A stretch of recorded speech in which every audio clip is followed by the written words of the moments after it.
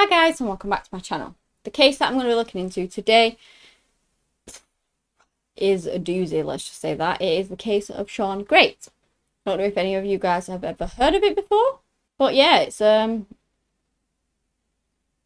basically a shock to a lot of people involved. Well, I'll tell you more, we'll get into it, you'll find out.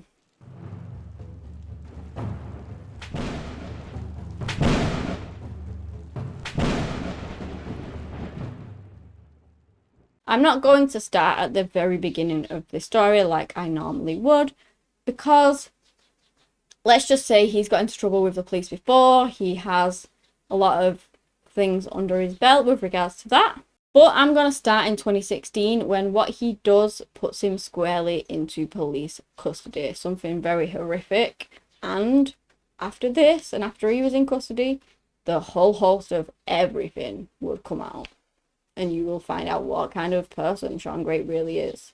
So, on the 13th of September in 2016, at 6:48 a.m, a 911 call came in to a dispatcher from a woman who had been kidnapped by a man, and this man would turn out to be Shawn Grate. 911, what is the address to your emergency? 5 Street Laundromat. What is it? 4th Street Laundromat. What's the problem? I've been abducted. Who abducted you? Shawn Grate. Where's he at now? Asleep. Where's he sleeping at? In the bedroom. I'm in the bedroom with them. Please hurry. As you heard, basically she's being held by this man against her will. He tied her up, but she managed to get somewhat free of these restraints. She managed to get his phone and call the police for help. She had been held there for 3 days, basically as a sex slave. Got a taser. Is there any way you can get out of the building? I don't know without waking him, and I'm scared. Is there a bathroom in the house? Well, his bedroom is closed, and he made it so it would make noise. And if you told him you had to go to the bathroom, he would do something to you? Yeah, because he had me tied up. At some point during this call, she did actually trigger his taser. And she genuinely thought that she was going to wake him up at that point and was absolutely crapping herself, because why wouldn't you be? You know, she's literally secretly ringing, terrified after having been kidnapped by this guy and being held by him. She's finally managing to get the phone call through to the police, and then the taser goes off. Oh my god, she must have been absolutely mortified, but luckily she didn't wake him up. And the 911 operator finally tells her that she needs to get out of there. She basically says that the officers were outside. She described where she was. They got there.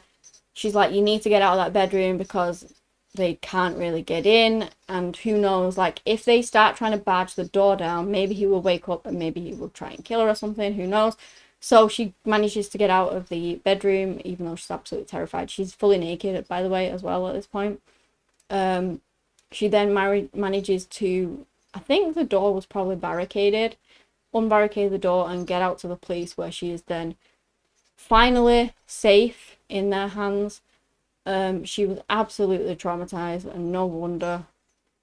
But they then went in immediately and arrested Shawn for the kidnap of this woman. Now, she was only ever known as, I think it was LC, but a lot of people call her Jane Doe, so that's going to be how I refer to her, because she didn't want her identity being released, and I don't blame her. Nobody can blame her for that. So yeah, that's how she will be known as during this video. So this lady, Shawn was arrested. He was naked as well. The police managed to order him to get some shots on, and then they arrested him and took him out there. But that was it with regards to the house, okay? Because you've got, right, I mean, I'm saying this now because I know the full story and you guys don't yet. But you've got to think that at this point, all they're having for is kidnapping this woman. They now have the woman out and in safety. And he has been arrested with regards to that, okay? So they have no reason to believe anything else went on. And so they don't search the house because they have what they need. If they want to search the house for anything else, potentially, they're going to have to get warrants and things like that, I think. because that's what they were waiting on in the end, by the looks of the interview videos, is that they were waiting on warrants to go and look through the house. Okay, so anyway, this Jane Doe, she was a 36-year-old woman. She explained that she'd actually come to know Shawn for a couple of months. She was very religious and very strict with regards to her religion, you know, sex before marriage and all that lot. It was a no-no for her. She wanted to get married to the right person, and then obviously she would share them experiences with them, which makes this the whole, not that it's not bad for anyone, I'm not trying to play it down by that sense, but obviously it was completely against her religion as well, so it kind of added an extra layer on it, I suppose, which is even more heartbreaking. Anyway, they got to know each other. They had lunch together quite a few times, you know, and was chatting and things like that. I believe Shawn felt like their relationship was more than it ever was, and he wanted it to be more than it ever was, but, well, it never was. Not willingly, anyway. He told her that he had some clothes for her. And she was a devout Catholic. She would carry a Bible around with her, and she basically, when he was giving her these clothes, she was so thankful to him that she was gonna show him her favorite passages in the Bible and things like that. So he says, come back to my place and I'll get you the clothes. So she comes in. He says, wait down here, I'll go upstairs and get them. And she's like picking out her favorite Bible passages at this point to show him. And that's when he comes back down, overpowers her, and that's when her story of torture begins. He would sexually assault her. He wouldn't let her go to the bathroom alone, tie her up when he wasn't there. I'm pretty sure he used to taser her as well, but I might be wrong on that. If I am, I'm sorry, and please correct me in the comments. I know he definitely had a taser. I think he used it on her, but I'm not quite sure. But all throughout this is that Jane didn't really resist. She didn't say no to him. She didn't go against him. Well, she said no. Obviously, she said no, I'm not. She didn't want to have sexual relations with him at all. He forced that on her. He sexually assaulted her. So obviously she said no to that. But what I'm trying to say is that with regards to everything else, you know, she just kind of went along with it. Like, didn't try to upset him. Didn't try to get him mad. Do you know what I mean? Along those lines. And just did what she was told, essentially, hoping that she would survive this. And it would probably turn out that that would be her saving grace, to be honest. And that may have been the only reason that she lived through all of this, because you'll find out why in a bit. So let me just skip back to Shawn Grate and tell you a little bit about him. He was born in 1976. His parents divorced when he was 6 years old, and his mother ended up giving custody of him and his brother to their father. He would still continue to live with his mum, despite that. I'm not entirely sure why, but there you go. And his mum would have multiple boyfriends, be abused by multiple boyfriends. Shawn would bear witness to this. And, you know, she would tell things to Shawn like, I don't want you to ever end up like this. You know, after him seeing it all, she never wanted him to become a monster like the men were that would hit her and abuse her and things like that. And she just always really worried about that for Shawn, because he'd seen it all. As a teenager, he was described as a hit with women, very charming, and that he always had a smile on his face, but in the next breath, he was described as sort of the flip of the switch, get very angry, was very controlling, very jealous, and could become very violent very quickly. His mother described him as, yes, Shawn is good looking, but the devil is good looking too. So that just gives you a little insight. So I already told you, he was known to the law. When he was 18, he, I believe, grabbed his girlfriend by the throat or something along those lines. He was arrested for that. Then he has a 17-year-old girlfriend who's pregnant. He ends up choking her, like holding her up against the wall by her throat. He told her that he would kill her. Then about 8 months later, I believe it happened again with the same girl, but similar happened. Anyway, this time she wasn't alone. His sister was there, and he threatened them both with a butcher's knife. Now, creepily, the thing that just makes my skin crawl even more is that he had been hiding under her sofa, under and inside of her sofa, that entire night with the knife, just waiting for the prime opportunity to pop out, I suppose.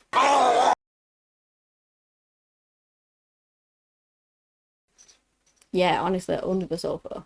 He was jailed for 4 years for that, and then he got out in 2003. To do with women, you know, he had a everything was to do with women, pretty much. He married for a brief time, but again, that didn't work out. He had a kid with her. He also had 2 more children with 2 different women. Then in 2005, he met a woman called Christina Hildreth, and they would be together for 5 years. Now, Christina already had children of her own. Shawn was a bit of a drifter. Like, he didn't really have a set abode for himself, basically. So we moved in with Christina, but obviously her children were living with her. Shawn didn't like it. He wanted Christina all to himself. Wasn't impressed that the kids were there. Wanted them out, basically. And would often upset her children. Was sort of mentally and physically abusive as well. Just not a good relationship. Because he wanted full control of her and wanted the kids out of the picture because he was a control freak. And yet he couldn't really get that full control with them there. Or at least that's how he felt. Needless to say, their relationship ended, but I guess not really for Shawn, because in 2010, he ends up going around there again. He punched her in the face, grabbed her by the throat, fractured her hand, and after some convincing, she did manage to convince him to take her to A&E because of her broken hand and whatnot. When she got there, Shawn was with her. She told the people that she fell. But the moment that they got her on her own and Shawn left the room, she told them the truth, that he had actually attacked her and done this to her. So, don't know whether Shawn had an inkling of that or whatnot. But anyway, the police are rang and Shawn's gone. Boom, he's gone. He's vanished. But you'll never guess where he is. Oh gosh, it's funny. Well, it's not funny, but it is kind of funny. Has anyone ever seen Always Sunny in Philadelphia? That's kind of where he was. Again. Of course they're starting to notice. There's a grown man crammed inside of a couch, for Christ's sakes. They're gonna notice. So, basically, she was staying with her mum because she was terrified. She didn't want to go back to the house, obviously. So she's staying with her mum. She's recuperating, but she ends up going back to her house. I think she had to feed the cats. Yeah. So she goes back to feed the cats at intervals and then comes back to her mum's house, right? She notices things out of place. Bit of food missing. Someone's there, but not there. Do you know where Shawn was? Yeah, well, you've already seen the clip, haven't you? He had basically cut a human-sized hole in the bottom of the sofa and was fully just living in there. Whenever she came around, that's where he would hide. So she didn't know he was there, but obviously he had moved stuff around and whatnot, and she noticed it. So she rings the police and basically tells them that she thinks that he's living in her sofa again. I mean, he's done it before. He hid under it before. So yeah, he actually was. It's absolutely crazy. He was caught 4 days after attacking her. And he did 180 days in jail before he was out again. So, that was the bit of background on Shawn. Like I said, he was a bit of a floater. I don't think he really did too much in the way of work-wise. I'm not entirely sure. I know that he had asked, just before all this happened, that he'd asked for help off of the government and they didn't actually give it to him, and that is vital in this case, you will find out. But I just want to say as well, I watched the interviews with Shawn, like 3.5 hours worth, because they interviewed him at length. There's probably more than that, but that's as much as I could find and that's as much as I've watched. But they're interviewing him and trying to get him to admit what he did to Jane Doe. Now, the first officer couldn't really get him talking too much. They didn't build up the rapport. Sometimes this happens. Sometimes they try a certain tactic and that might work for that person. But that's not always the case. So the next day they go in with a lady. The first one was a man. They go in with a woman. They try a different tactic. And this one actually works because she gets him singing like a blooming bird. Eventually, he admitted to what he did to Jane Doe to an extent, because he was a lot of victim blaming. Like, it was never his fault because they wanted it, or it was never his fault because they insinuated it.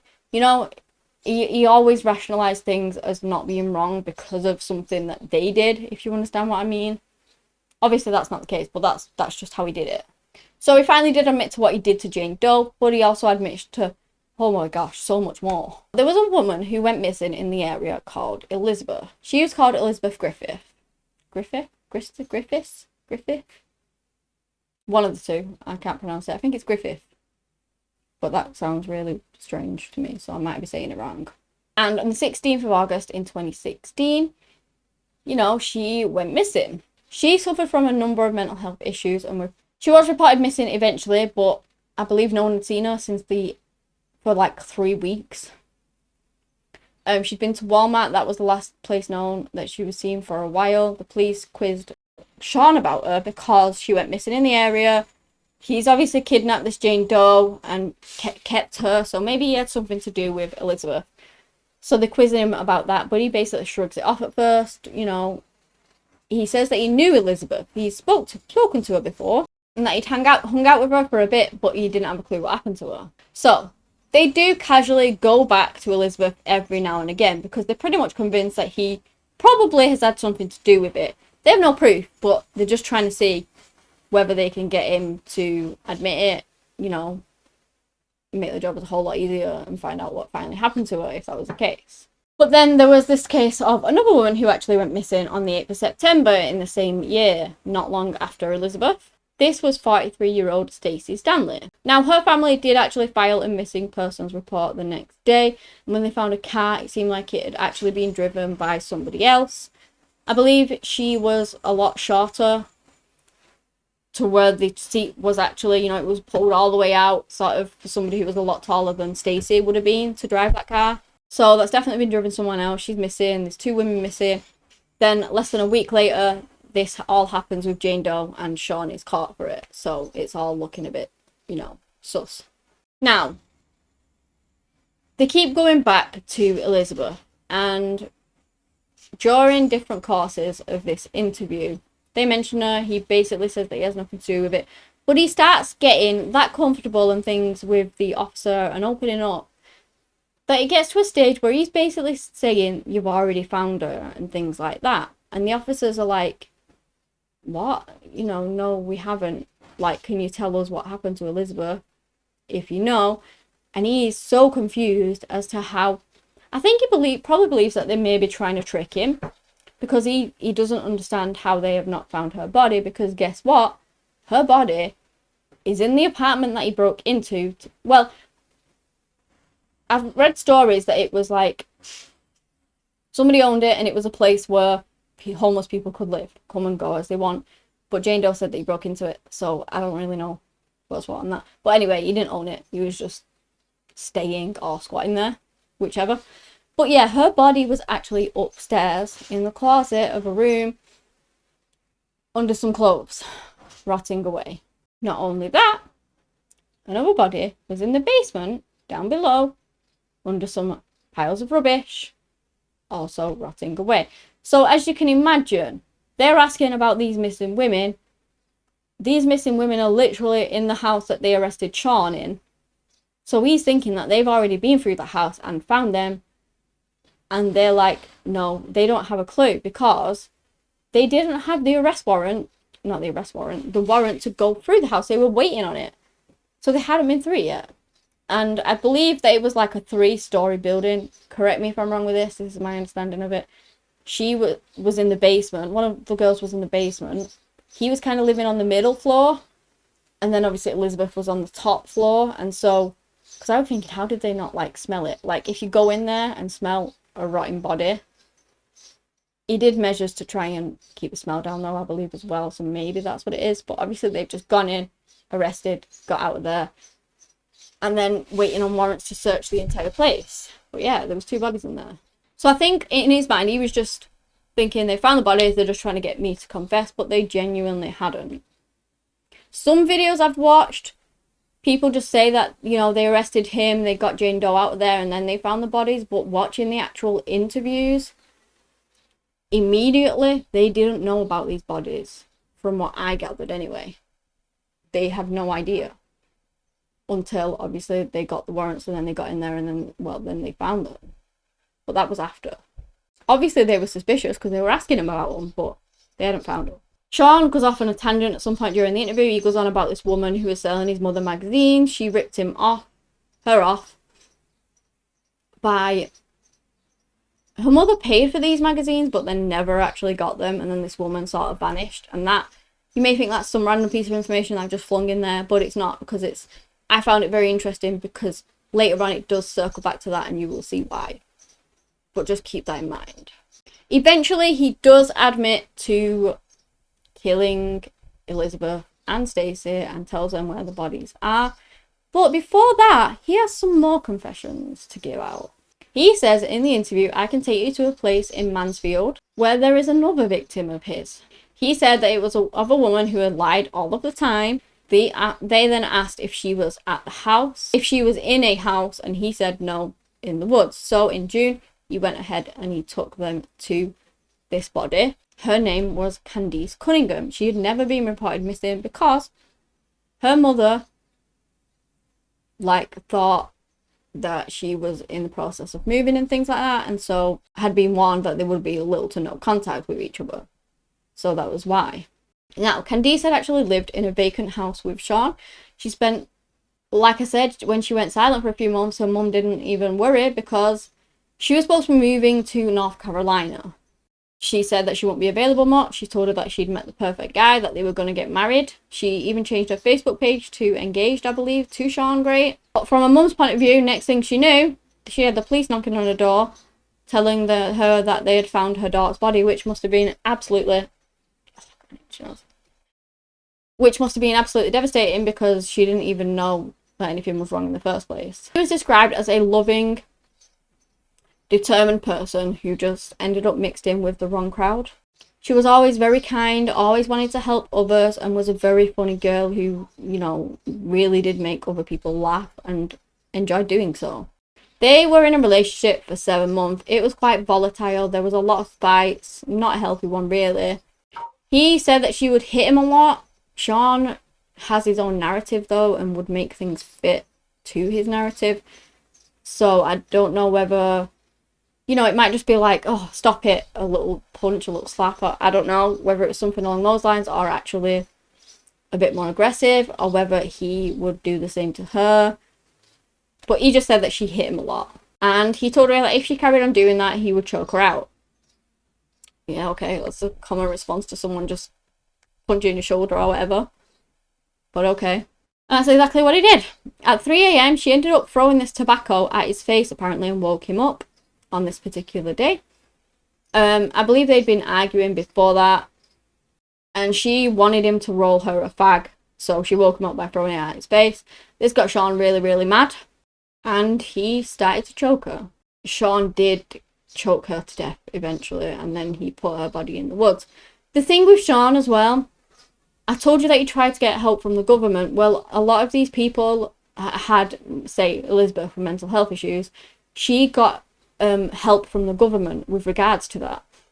And a lot of these people got these government checks and things like that to help them to live. Shawn did not like that. I don't know whether it was because he felt like if they couldn't work and provide to society, they were worthless in his head. I'm not saying that's my opinion, obviously it's not. But, or whether it's just because he was refused it and he was so angry that they didn't give it to him but would be willing to give it to other people, that just made him snap. I don't know. But whenever he heard about these checks coming into people, oh boy, it was as if it flipped some sort of rage switch in him. He basically said that, if they couldn't get a job, that they shouldn't be out in society and were just a burden. Like I said, he would rationalise things that weren't rational at all and just try and make all his wrongdoings, I guess, right in his head or acceptable. On the 13th of September, he led officers to Candice's body. So, going back to the interview now, Shawn asks a strange question. When they're trying to sort of probe about more information, I think this is before he admits to Elizabeth and Stacey, that he admitted to Candice. I'm getting a bit muddled up. I've watched so much stuff on this case. I've read so much stuff that the timeline is just a little bit jumbled in my head. I think that's what it is. I think he admitted to Candice before he did Elizabeth. But at one point during the interview, he actually says, how many more before I get the injection? So he does not want to be put down for the death penalty. And so he's judging in his head how many murders he has committed versus how many he's going to give them because he doesn't want to get this death penalty. So the officer's like, oh, don't worry about that right now, because obviously she just wants to get as much information out of him as she can.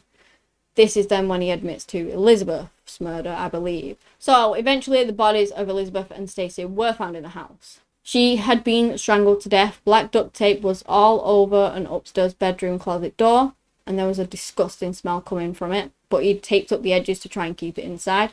Inside the closet, which obviously was full of tape, under a pile of clothes was the body of Elizabeth Griffin. She was naked, had been strangled, and her body was badly decomposing, and it appeared as though her arms and legs had been tied up. Now, he tells us a story of what happened with him and Elizabeth, and it was that they'd been playing a game of Yahtzee. Have I said that right? Yahtzee? I'm not sure. Anyway, after that, they were going to go for some barbecue chicken at his house. They did that, blah, blah, blah. She went back home. She called him at about 10. I believe Shawn was asleep. He woke up to the call off Elizabeth, and she said that she wanted to come round and play some more Yahtzee and have a chat. Like I said, she had mental issues. She was struggling with a lot of things, and she wanted to talk. So Shawn agreed. He also went on about how she had badmouthed Jane Doe. I'm not sure how they knew each other, whether they just knew of each other, but he probably really didn't like that because he was getting quite closer to Jane Doe at this point. But Elizabeth often went on about, according to Shawn at least, ending her own life. She was in a very bad state because she'd recently got her cats taken off her, which she adored. She lived alone. She often said nobody would marry her. She didn't have a job. She would get these checks from the government, like I said, the help from the government. So all of them things were building up, and Shawn kept hearing her go on about taking her own life, and he apparently decided to test that theory as to whether she really wanted to do that or not. So he did. So he starts choking her. She apparently screamed, obviously, because just because people say that doesn't necessarily mean that they want that to happen. But he said that he was testing it and seeing, like, wanted to try and prove that she didn't want it. And when she started screaming, he's like, see, you don't want it. But then he choked her and killed her anyway. No idea. When he was then asked if he had any more girls, well, if there were any more girls, he said yes, in the basement. And the police would find on the concrete floor of the basement another horrific find. Stacey Stanley under piles of trash. Now, Stacey had been battling a drug addiction. On this day in particular, she got her nails done, but she ended up having car trouble. This was the 8th of September. She called her son, who then sent a friend. So she's waiting at this gas station, and it was raining for this guy to come to help her change his tyre. Shawn was there, and he offered to help, but he didn't have any tools. So basically, he waits for the friend to come, who brings the tools. Shawn ended up changing the tyre with them. Well, he pretty much did it all, apparently. And then this friend saw that they were okay together, you know, that they got on well together, and he left. She said that she was fine. She wanted to go and take him in for a coffee to thank him. And even the people in the store were like, you know, they seemed okay together. They left quite happily. You know, there was no animosity or anything, no fear between them. He then asked if she wanted to hang out with him, like back at his place, and she did. He said that she gave him flashbacks of his mother and all of these other women. And then they got into this discussion about something about the friend that she had who left, who brought the stuff to change the tyre, right? Shawn got it in his head some reason that was her sugar daddy. So he's going on about him being her sugar daddy and all this stuff. And I don't know whether he wanted to sleep. He was going on about all that anyway. She was going on about how she wasn't, all this lot. And I think she maced him at some point. He got really, really mad at that, obviously. She also ended up mentioning that she got a check from the government, which, again, we all know is a red flag for Shawn, and it flips his switch. His kill switch, I suppose. He thought that this woman was lying to him, was not happy. She actually ended up successfully macing him, which made him even more angry, and he ended up choking her to death. But originally his plan wasn't to kill her. Like, he didn't meet her and plan to kill her, so he said, you know, even bringing her back. He didn't plan on killing her, but after he felt like she had lied to him, he learned about the check, she maced him, that was it. He went for it. When they continued to search Shawn's house, they didn't just find the bodies of the two women. They found, like, his taser. They found knuckle dusters, which they thought may have been used on the women, even on Jane Doe. They found a variety of different weapons and different contraptions that you used in sexual way, which I'm not going to get into because it was just wrong. But during all the interviews, during everything, he would confess to another one. He actually slipped up, you see, because he said that there were only 4 victims. But then he changed it to 3. Like murder victims, you know, not including Jane Doe because she was alive, luckily. But I'm talking like Elizabeth, Stacey, and Candice at this point, right? So there's the 3. He says that there were only 4, and she's like, well, you've only told me about 3. And he's like, oh, no, there were 3. So obviously she's clocked that, and she's trying to fish for more information and trying to get as much out of it as she can. So they don't let it lie. And he did eventually confess to a 4th murder victim. This was a woman called Rebecca Lacey. Her body had actually been found in 2015, but her death was originally ruled as an overdose. Shawn and Rebecca had been working the streets together, and her father even knew of him, to the point that he didn't believe that Shawn had killed his daughter, and he still believes it to be an overdose. The coroner had said that there was no evidence of trauma or suspicion, and when in fact Shawn was the one who actually admitted to strangling her to death. But the thing is, Shawn actually demonstrated how he strangled these women, right? And it wasn't hands around the throat, putting pressure on where it visually leaves bruise marks. It was, he always strangled with his elbow. So as you can imagine, strangling someone like that, it's putting the weight across all of it, and it's not so forcefully that you would leave bruises. So I assume that is why that they didn't actually think that this woman had been strangled, and because she sadly had a drug addiction as well, that they just thought it was a drug overdose as a result of that, because she would have had drugs in the system too. But I reckon that's why it didn't leave the marks, and that's why they didn't believe that any foul play had occurred when it actually did. Now, you want to know the reason that he actually killed Rebecca? Sorry, I've just sat a bit dodgy in my mouth, but it's kind of aching. He actually killed Rebecca because she stole $4 from him.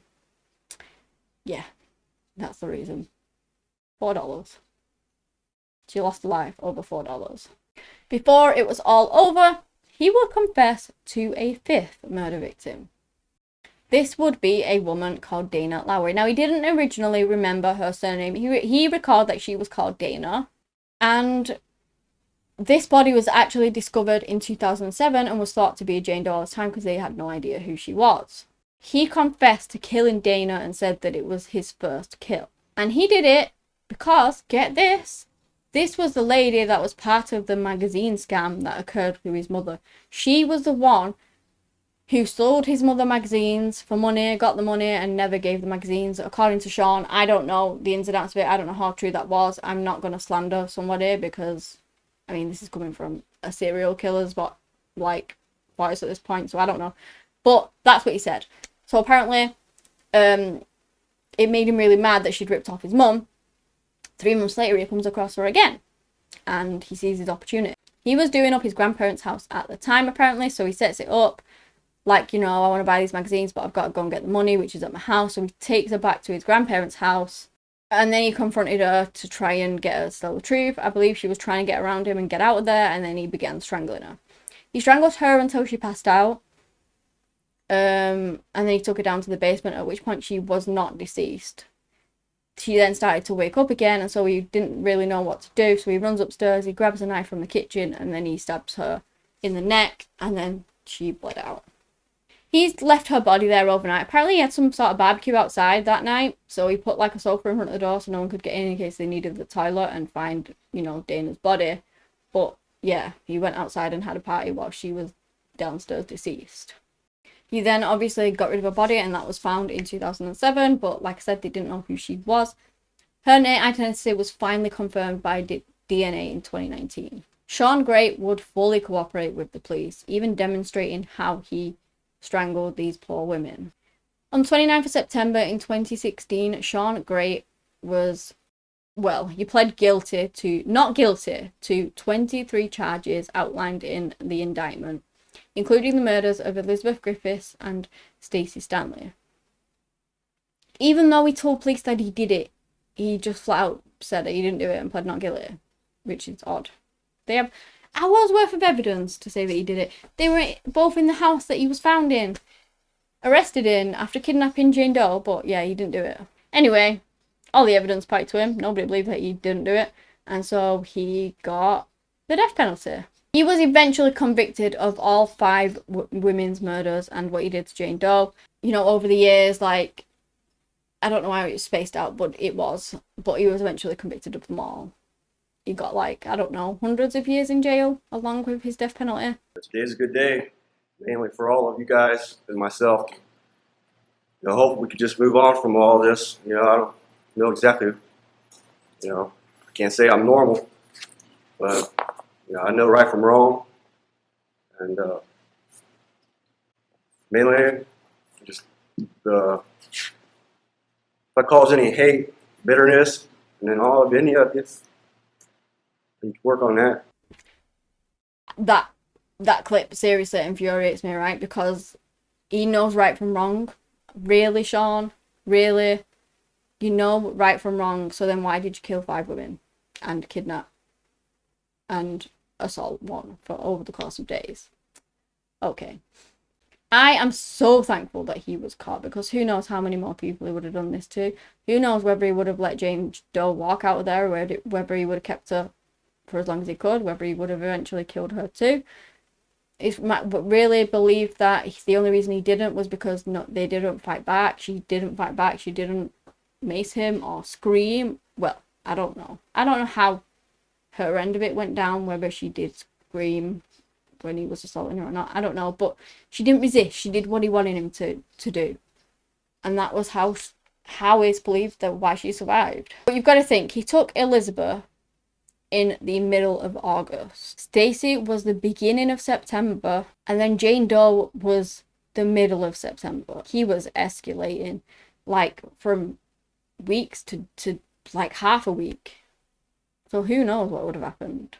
And it's all because Jane Doe managed to play along to an extent and managed to get that phone off of him and call for help. I find it amazing. She is so brave and just so astonishing to be able to do something like that, to go along with everything and then play the long game, essentially, being tortured all that time, to then finally be out and on the other side and be the reason as to why all of these horrific crimes were uncovered. She's amazing. But yeah, Shawn actually began killing people. Well, his first kill was 2007, so there's obviously speculation as to whether there are more. He did question how many more would he be able to admit to until he got the death penalty, because clearly he didn't want that.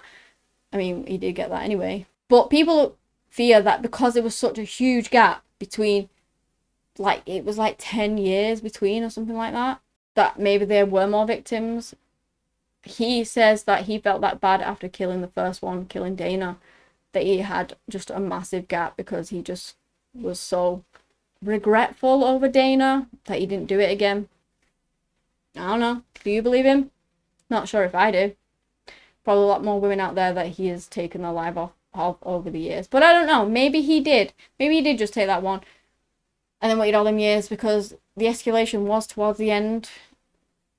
He escalated very quickly. Or is that because over the years he'd been taking women out once every 2 years, something like that? I don't know. I'd love to know whether you believe him or not, whether you think there are more victims of Shawn Grates out there. But honestly, this case was crackers.